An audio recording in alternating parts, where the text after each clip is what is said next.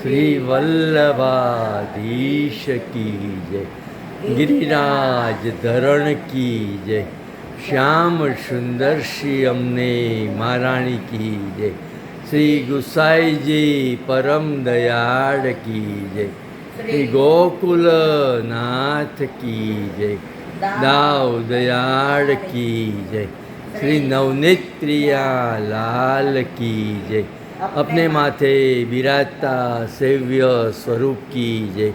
बधाए वैष्णव ने जाजा करीन जय श्री कृष्ण, जय श्री कृष्ण। વલ્લભ ગુસાઈજીની કૃપાનો કોઈ પાર નથી. દિવાળી પર સાવ નક્કી કરેલું કે છોકરાઓ ફરવા જાય છે તો બરડિયા 5-6 દિવસ છે. હવે ડ્રાઈવર હતો ને કાંઈ મેળ ન કર્યો. હજી તો દિવાળીને કે કેટલા દિવસ થયા છે, ત્યાં તો ગુસાઈજીએ બરડિયા તો બોલાવ્યા. એની કૃપાની પરાકાષ્ઠા ત્યાં સપ્તાહ પાછો પકડી જતો અને શાસ્ત્રીજી પાછા સુબોધિનીજીનું પાન કરે અને કાંઈ લે નહીં. હવે ગુસાઈજીમાં આજે મોટી એકાદશી, સવારે રાજભોગના કેવા દર્શન થયા, આરતીના દર્શન થયા અને બધા શિવજીના સાંઠા આવ્યા. પછી એમણે જે બધો મંડપ રહ્યો અને જે બધો આનંદ કર્યો, સપ્તાહ કર્યો. અને આજે નંદ ઉત્સવ એટલે હમણાં જ આવ્યા કે બધા ગુજર લેવા ગયા.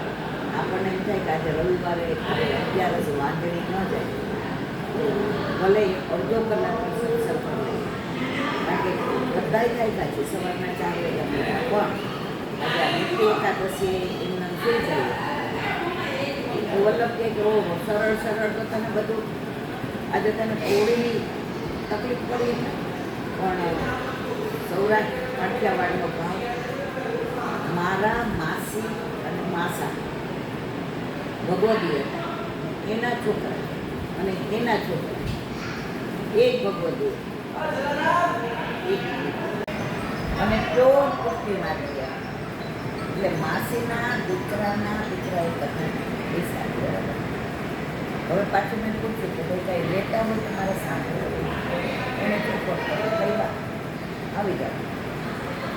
અને જે ભાવ નાખ્યો છે એમાં તો કહેવાનું તો એવો આનંદ બરડિયામાં તુલસી વિવાહના લગ્નના દર્શન થયા. તુલસીજીને તો સુકન્યાની જેમ શણગાર્યા. આપણને એમ થાય હમણાં બોલશો. બાજુમાં શાલિગ્રામ લાલા ગુસાઈજી એમના ચરણાવળી અને આ બાજુ વિરાજ બાબા અને આ બાજુ ઠાકોરજીના ગુણાનુવાદ ચાલે અને વૈષ્ણવનો સંઘ મારા વાલા. ઘણી વાર એવું થાય કે આપણે કોઈ લાયકા ખબર છતાંય પ્રભુ આમ જાણે હાથ પકડી નાખે. ઘણી જગ્યાએ આમ લાડવા વેચાતા હોય ને તો ગીરતી હોય એટલે આપણે નીકળી જાય કે ના નથી જાઉં. પણ ઠાકોરજી કે ગીરતી છે પણ હું છું ને, ઠાકોરજી આવીને હાથમાં લાડવો દઈ જાય એવો આ લાડવો લીધો છે. ભલે 1-2 દિવસ આવ્યા છે કારણ થાકી બહુ જોવાય, પણ મારો વાલાએ અનુભવ કૃપા કરી કે આજે બરોડિયામાં ગુણાનુવાદ બેઠક જેની અંદર જો ઘરમાં હોય, હોલમાં હોય, ધર્મશાળામાં હોય, પણ ગુસાઈજીને ગુણાનુવાદ વલ્લભને સાંભળવાનું મન થાય તો જ આ મનોરથ થાય. મનોરથ થાય તો ગુસાઈજી સિદ્ધ કરે. મારો કહેવાનો આશય મારા વાલા એ ઓચિંતાનું નાદ પાડી દે છતાંય મારા ગુસાઈજીએ બોલાવ્યું. આજે મોટી એકાદશી અત્યારે મનમાં ઉઠાતું છે કે જાઓ કે ના જાઓ. ગુસાઈજી કે અહીંયા તુલસી વિવાહના લગ્ન અને અહીંયા જ ઠાકોરજીના ગુણાનુવાદ સપ્તાહ અને આ રિસોર્ટ છે ત્યાં બધા ઉતરા છે અને વૈષ્ણવે છે, સગાઈ છે, વાલાય છે અને ભગવતી હોય છે. આ બધાની વચ્ચે આનંદ લઈ રહ્યા છે. હજી બધા નંદોત્સવ પૂરો થશે. અમે તો જેવું ચાલુ થયું નંદ કે આનંદ ભયો જય કનૈયા 5 મિનિટ કહ્યું અને પછી આવી જાય. કારણ કે 11 વાગે આવીએ ત્યારે પછી પ્રસાદ લઈએ અને ક્યારે કરીએ. અમે આવી અને બેસી ગયા કારણ કે ત્યાં અમારા વાલા, જેને વિઠ્ઠલ નાથ વિચારે રે એને ચારે પદાર્થ ચારે. ગુસાઈજી પરમ દયા પરમ કૃપાળ, કરુણા નિધા, વિદ્યા સાગર, દયા સાગર, કરુણા સાગર, ભક્તિ સાગર, ભાવ સાગર, રસ સાગર, રાસ સાગર. ગુસાઈજી મને જતાવી દીધું કે દિવાળી પર તે મનોરથ કર્યો, પણ તું થોડી ઢીલી પડી. પણ હું તો ના કરું ને, હું સમજી ગયો કે તને અહીંયા આવવું જ છે, પણ તબિયત, ઉંમર, ગાડી ચલાવવાની આ બધાના કારણે પ્રભુએ બધી જ વ્યવસ્થા કરી, પછી તકલીફ ના પડી અને અહીંયા આવી ગયા. અને આજે તો જે કથામાં આનંદ આવ્યો છે એ કથાની વાત પછી કરું. એટલે આજે દેવ ઉઠી એકાદશી, પ્રબોધિની જે એકાદશી, એ એકાદશીનું મહત્વ આજે હોલમાં બધા રાહ જોતા હશે, પણ ત્યાં વલ્લભ અને એ બેમાં જે ભેદ જાણે એનો અસુર સમજ. અહીંયા મારા વિઠ્ઠલ સાંભળે કે ત્યાં મારા વલ્લભ સાંભળે, બેમાં કોઈ ભેદ નથી. તો આજે ખાસ તુલસીજીની પૂજા. હવે કેમ તુલસીની વાત?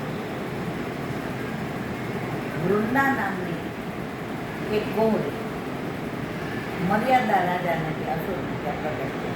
હવે ઠાકોરજીના ગુણાનુવાદ સાંભળે, ઠાકોરજીની લીલા સાંભળે, ઠાકોરજીની ધામની વાતો સાંભળે, ઠાકોરજીના વ્રજની વાતો સાંભળે, ઠાકોરજીની ગોપીની વાતો સાંભળે, ઠાકોરજીની ગૈયાની વાતો સાંભળે, ઠાકોરજીના વજરાની વાતો સાંભળે.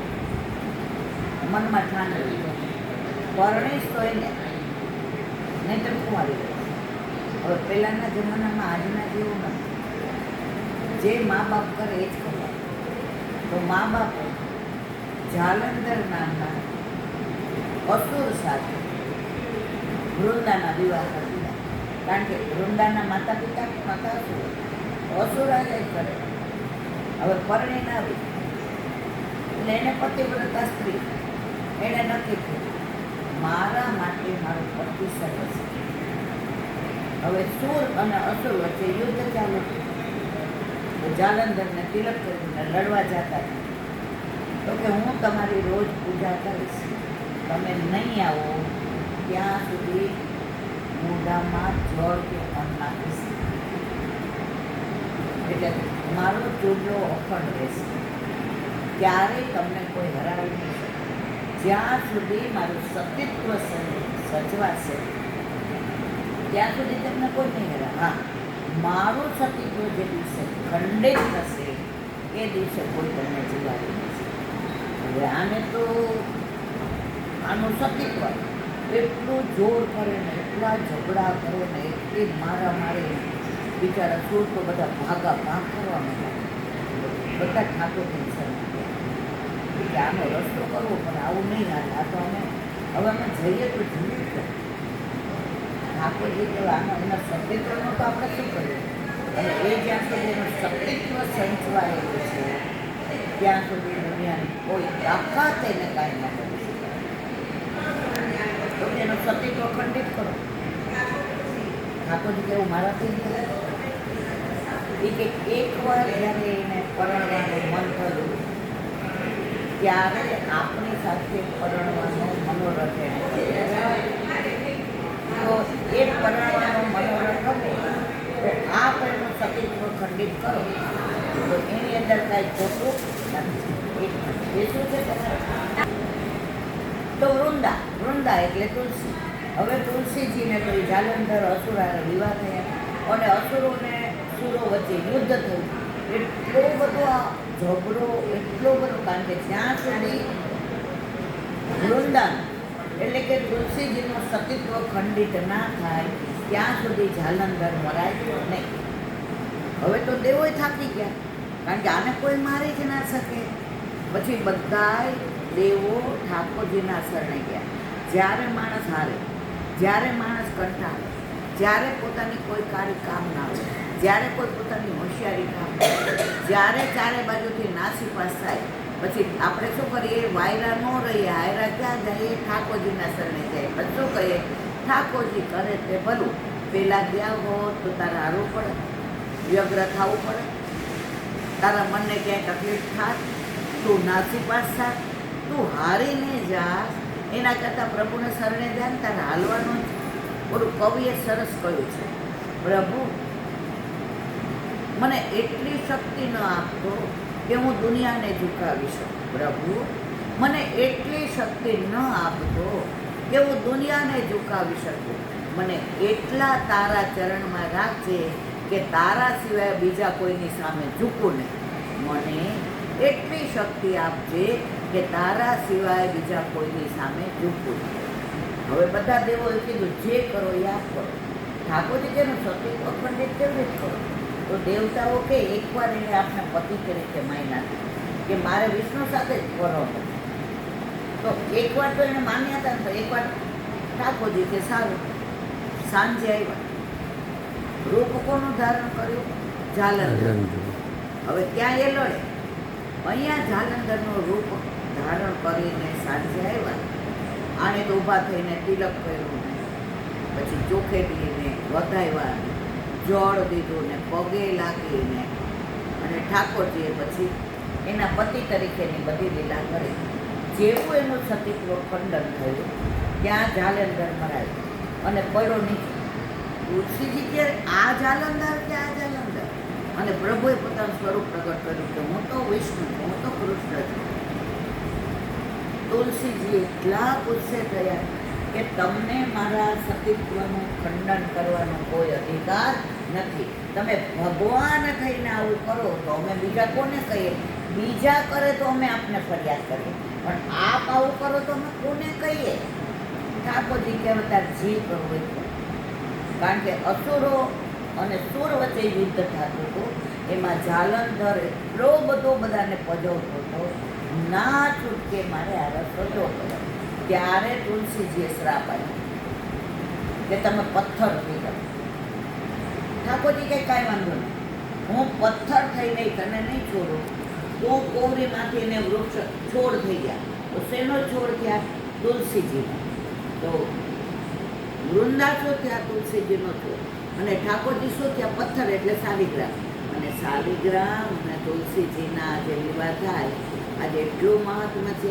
અને જ્યાં સુધી તુલસીજી અને શાલિગ્રામજીના વિવાહ ન થાય ત્યાં સુધી આપણા સનાતન ધર્મમાં ન કોઈ લગ્ન થાય, ન કોઈ વાસ્તુ થાય, કે ન કોઈ સારા કાર્ય થાય. હવે આજથી ને બધાય શુભ મુહૂર્ત, કારણ કે પ્રભુના વિવાહ થયા એટલે હવે આપણે આપણી ચિંતા કરવાની જરૂર નથી.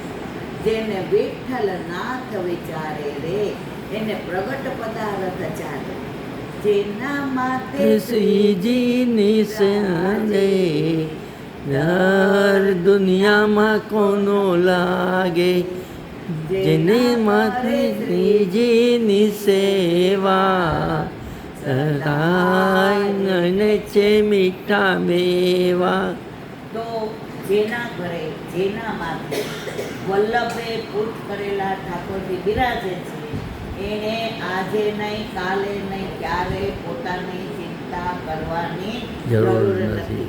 ચિત્ત તું સિદ્ધને ચિંતા કરે, કૃષ્ણને કરવું હોય તે આસરો એક શ્રી વલ્લભાજી વલ્લભ થકી પડે સૌ સહેલું. તો એવી આજે એકાદશી. હવે કેમ તુલસીજીની જ વાત આવી? તો એનું કારણ આપણો દેહ કેટલાનો બન્યો છે? પંચતત્વનો.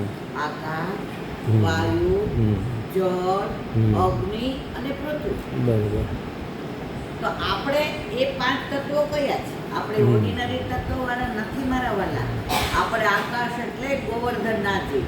એક તારો હાથ ઊંચો શ્રીનાથ, સૌને બોલાવતો ઊંચો કરી હાથ. તો આપણા ગોવર્ધનનાથજી આપણું આકાશ. પછી આપણા વાયુ કોણ? ગિરિરાજ. ગિરિરાજ. મારા વાલા રે ગિરિરાજ તમને શીશ નમાવું, નરતી કરું કમા કરું રે ગિરિરાજ વાલા રે ગિરિરાજ તમને શીશ આપણું નમા વાયુ કયું? આપણા ગિરિરાજ ગિરિરાજ બાવા. બાવા. કારણ કે પુલત્સ્ય મુનિ લઈને આવ્યા હતા હાથમાં દ્રોણને ત્યાંથી ને, અને ક્યાં રાખ્યા હતા? હવામાં, વાયુમાં. અને પછી વ્રજ આવ્યું ત્યારે સ્થિર થઈ ગયા અને શ્રાપ આપ્યો કે આપ હવે આવતા નથી તો તલ ભાર ઘટશો. તો જેણે ગિરિરાજ બાવાના દર્શન કર્યા 50 વર્ષ પહેલા હતા એના કરતાં અત્યારે સાવ નીચે જવા. હવે ત્રીજા જળ.